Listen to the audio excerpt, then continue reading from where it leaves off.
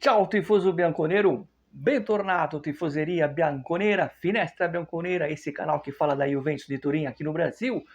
Juventus, ou melhor, Udinese 0, Juventus 1, mando de jogo do Udinese, vitória importantíssima da Juventus, uma vitória que traz 3 pontos que vai deixar aí a gente de fato na briga por uma vaga na Liga dos Campeões do próximo ano. Antes de mais nada, eu convido a você a ativar o nosso sino, olha aqui, ativa o sino e não perca os próximos vídeos. Lembrando que no final do mês de março, esse mês, eu vou sortear um produto oficial da Juventus, nesse caso, uma bolsa térmica, que a gente já sorteou o ano passado, no início do ano. Ela está de volta, a bolsa térmica.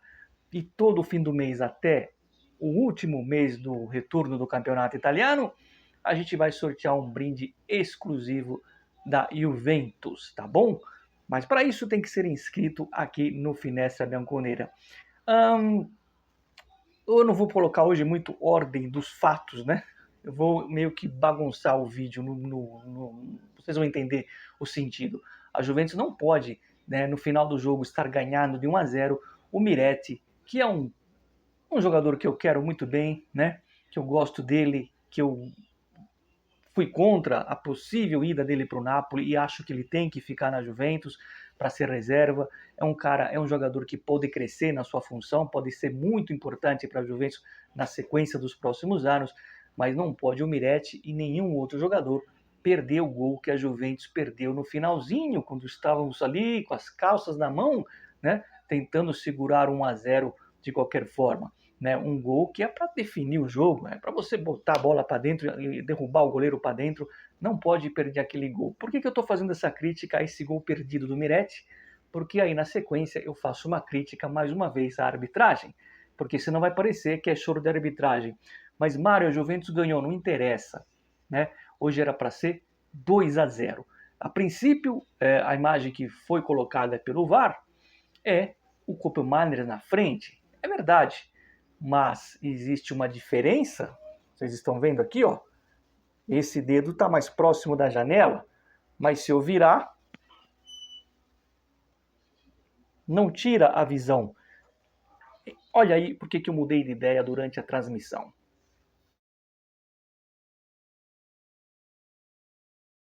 Aí, o Koopmeiners, mesmo estando na frente, qual é o princípio da regra?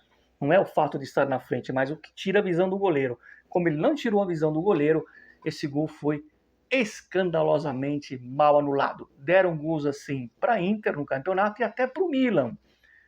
Ou seja, o VAR está decidindo jogos, decidindo campeonatos, pelo menos na Itália. Isso não é legal, isso não é legítimo. Tem que ser a arbitragem do campo. Fica esse registro. E aí, por isso que eu inverti a ordem. Ah, mas o Miretti perdeu o gol. Eu sei, por isso que eu comecei falando do Miretti que perdeu o gol. Agora sim a gente volta na ordem natural das coisas, do que aconteceu na partida de hoje. Lembrando que ontem foi aniversário de Edgar Davids, o holandês que fez muita gente aí torcer para a Juventus. Até aqui no canal, eu não sei quem foi, que num dos sorteios comentou que começou a torcer para a Juve por causa do Davids, que era um grande jogador, o holandês Davids, que também jogou no Milan, jogou na Inter, jogou no Real Madrid, mas foi com a nossa camisa, com a nossa malha, que ele mostrou toda a sua envergadura e fez o seu nome, e pegou a juventinidade nas veias, o grande Davids, né? Depois no final, fica até o fim, que vou trazer uma notícia de bastidores referente a goleiro, né? Essa semana eu falei sobre goleiros, e vamos falar do jogo. O Locatelli para mim hoje foi o melhor no primeiro tempo, né? De um modo geral, o Yildiz hoje foi pornográfico e ele não jogou tudo aquilo, hein? Só que ele deu 3 assistências, né? E alguns desperdiçaram a assistência e outros fizeram, como foi o caso do Bogá. Locatelli para mim o melhor em campo no primeiro tempo, né? E justiça seja feita, o Cambiasso faz uma boa partida hoje. Já tinha feito no último sábado uma grande apresentação e o Cambiasso parece, é muito cedo para falar, porque são 2 jogos só que ele faz, ele está recuperando, evoluindo aquele futebol antes da sondagem do Manchester City, porque não houve uma proposta oficial do City, houve só uma sondagem. Tem portais aí que falaram em proposta e deram valores. Não chegou a proposta de fato, né? E sim uma sondagem e aí uma suposta proposta que seria feita em tal valor, mas oficialmente não chegou. Mas isso mexeu com a cabeça do Gambiasso, ele nunca mais foi o mesmo. E nas últimas 2 partidas, no sábado passado e hoje, ele mostrou um bom futebol, hoje inclusive melhor que sábado passado, por isso que eu falei que parece que ele está evoluindo e tomara a Deus que ele volte a ser aquele Gambiasso, porque aí a gente ganha um reforço para o resto da temporada e para o resto da sequência do Spalletti na Juventus, porque a gente vai falar disso daqui a pouco, né? Então o Wildiz faz uma belíssima assistência e o Bogá em 3 jogos faz 3 gols. O Davi no campeonato todo tem 5 gols. O Bogá já chega a 3 em 3 jogos. E a matemática é muito simples, Semplice, como dizia Alegre. Aliás, vitória de 1-0 é a vitória por Ortomuso. Bogá mais Bogá igual Bogou. É simples, né? Contra fatos no argumentos, né? O Bogá está ganhando espaço. No último vídeo eu comentei que provavelmente ele começaria como titular. Foi o que aconteceu. E o Bogá fez o gol dessa vitória que nos dá 3 pontos importantíssimos para a sequência do segundo turno do campeonato italiano. A assistência do Yudiz, como eu falei. O Thuram sai no segundo tempo, ele tomou uma pancada no primeiro tempo, tá? Para quem não viu, não reparou, ele tomou uma pancada, não é uma contusão de jogo, tá? Não deve ficar parado, cirurgia, nada disso. Até onde eu estou acompanhado. Mas foi por causa de uma pancada que levou e aí entrou o Kopo Miners, que é sempre um jogador questionável e a gente fica com um a menos. Que dessa vez o Kopo Miners não teve culpa no lance do gol. Quando eu vi o primeiro lance eu critiquei, eu vendo o jogo na hora critiquei, mas depois eu vendo a outra câmera, ele não tira a visão do goleiro, é o que eu falei no início do vídeo, né? Então é isso, a Juventus consegue uma vitória importantíssima, né? E muito importante, a gente tem agora em casa o Gênova e o Sassuolo. A gente precisa ganhar do Gênova. Amanhã tem Roma e Como. E a gente vai assistir de camarote, porque um vai tirar ponto do outro, né? A Juventus que nesse momento ultrapassa na tabela. E como eu falei, tem 9 jogos ainda pela frente. São muitos pontos ainda a serem disputados, né? São 28, é isso? 27 pontos, é muito ponto. O importante é que a Juventus entra na zona de classificação da Champions. E, assim, eu particularmente não comemoro mais essas vagas na Champions. É lógico que a gente quer ver a Juventus jogar a Champions. Tomara que tenha um time melhor o ano que vem. Financeiramente é bom para fazer o mercado. É só por isso, né? Mas, como torcedor, é um ano perdido, na minha opinião, de qualquer forma. Mas a Juventus está tentando corrigir a rota e aí vem aqui as informações de bastidores. Está pronto o contrato de renovação do Spalletti, é por detalhes. Acredito que essa semana deve ser anunciada essa renovação e deve ser uma renovação de um bienale, tá? 2 anos. E aí eu vou jogar aqui uma informação de bastidores.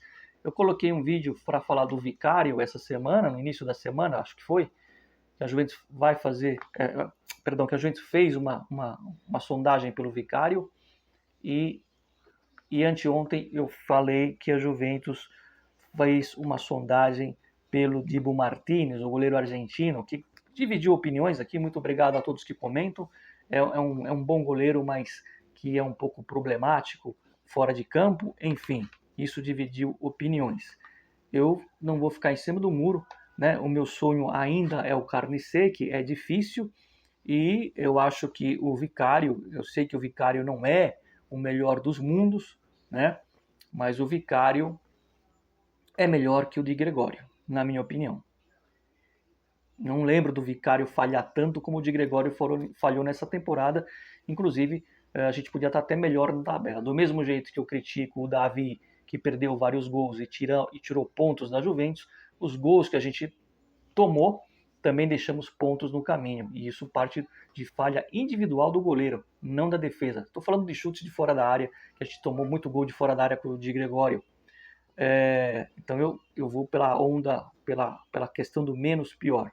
Agora, por outro lado, o Dibu Martínez, me preocupa essa coisa dele ser um pouco asqueroso eu acompanho de longe o futebol inglês, o futebol de seleção eu vejo mais. É que os argentinos não criticam o Martínez, ele é um ídolo para o povo argentino.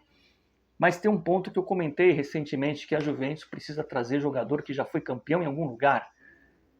Vendo pela ótica que você tem que ter um cara que já foi campeão, eu sou a favor de jogadores como o Dibu Martínez. É isso que está faltando para esse elenco. Caras que já ganharam títulos em outros lugares. Né? Breve história rapidinha. Um grande abraço aos meus amigos palmeirenses do canal. Quando o Brunoro chegou no Palmeiras, na Parmalat, em 92, perdão. Palmeiras, 16 anos sem ser campeão paulista. A primeira coisa que ele falou como gestor: precisamos trazer jogadores que foram campeões em outros lugares. Esse time não ganha nada há 16 anos e eu não vou trazer aposta. Eu não vou trazer jogador jovem. Eu vou trazer jogador que já ganhou alguma coisa em outro lugar. E o primeiro nome que ele pensou foi o Zinho, que tinha sido campeão brasileiro com o Flamengo. Né? Então é mais ou menos isso. A gente precisa de jogadores que já foram campeões. Né? E nesse ponto o Dibu Martínez tem uma vantagem, inclusive, sobre o Vicário. Detalhe, conversei com quem acompanha o campeonato inglês e falaram para mim que o Vicário não é o responsável pela péssima campanha do Tottenham, que podia pular o Donnarumma, que o time está brigando pelo rebaixamento. Eu acredito.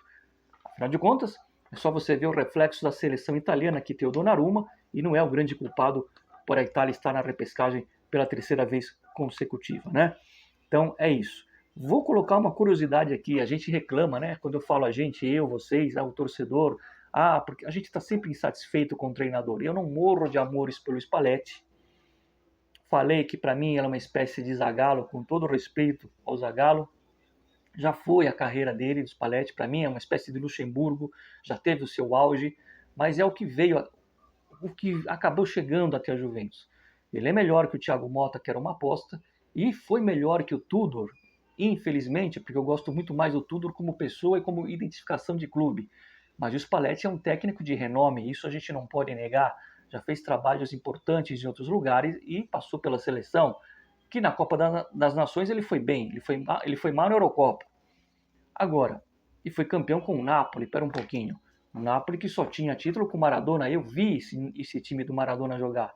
33 anos, o único que conseguiu dar um título sem Maradona foi o Spalletti, então a gente tem que reconhecer. E o Napoli, com todo respeito, não tem a grandeza dos três grandes da Itália. Né? Então, eu não morro de amores para o Spalletti, mas ele está construindo uma Juventus que está tendo resultado, que já não sofre tanto aquela pane mental, né? E que está tendo resultado. E detalhe, ele está sem um camisa 9. Hoje o Idi jogou improvisado, né? E o Spalletti, ele está passando por uma reformulação do grupo, né? Todo mundo já viu, o McKenna foi pedido dele renovar, o Locatelli já está pronto o contrato, é um pedido dele, tá, para renovação, o Thuram ele quer que renova, né? Então ele está pedindo todos esses nomes aí, ele não está mais utilizando o Openda, tá? E o Spalletti gosta muito do Alisson, que é goleiro do Liverpool. Eu particularmente não gosto do Alisson, porque eu acho que ele não é pegador de pênalti, só por isso. Mas enfim, a minha obrigação é passar para vocês. Não tem nenhuma sondagem, nenhuma proposta, tá? Mas o Spalletti gosta muito do Alisson e não vai me surpreender se ele pedir para a Juventus tentar trazer o Alisson. Estamos aqui tentando antever uma situação de mercado. Então a gente não sabe quem vai ser o goleiro da Juventus. Se vai ser o Vicário, se vai ser o Martínez, ou se vai ser o Alisson ou qualquer outro nome. De repente até o Carnicé, que a gente não sabe, né? Mas são movimentações que eu tenho que falar. E aí, eu comecei falando de técnico, eu vou contar para vocês uma curiosidade. Essa semana conversando com amigos romanistas, mas não aqui do Brasil, ali da Itália, né? Inclusive tem gente na família que torce para Roma. Você sabe qual é o comentário que rola nas redes sociais dos romanistas? Vocês sabem? Vocês imaginam? Eles estão questionando o Gasperini. Vejam vocês, a Roma tem uma chance igual à nossa de ir para a Champions, ou até mais. Nesse momento, a gente igualou, a gente passou eles. A chance está pau a pau. A gente reconhece, a gente fala tanto, pô, você vê a Roma vai pegar a nossa vaga, tá melhor, enfim. Só que dentro da casa deles, do jardim deles, eles não estão gostando do Gasperini desde aquele terceiro gol do Gatti, aquele 3-3. Sabe o que eles estão falando? Que o Gasperini está errando total nas substituições e que aí está sendo responsável pela queda da Roma. Não se esqueçam que a Roma perdeu do Gênova semana passada. Então vejam que como é o torcedor. Enquanto muitos de nós ficamos falando, devia ter trazido o Gasperini, quem tem o Gasperini está começando a questionar. Agora imagina se a Roma não for para a Champions, a pressão que vai ter em cima do Gasperini lá. E lá ele tem um bom goleiro, ele tem atacante. O Spalletti não tem nem goleiro e nem atacante, né? Mas o Bogá está quebrando um galho do baralho, para não falar palavrão. É isso, ponto final no Finestra Bianconera de hoje. Sempre Forza Juve. Fino alla fine e ó, boca. Ah! Ciao ragazzi, nos vemos.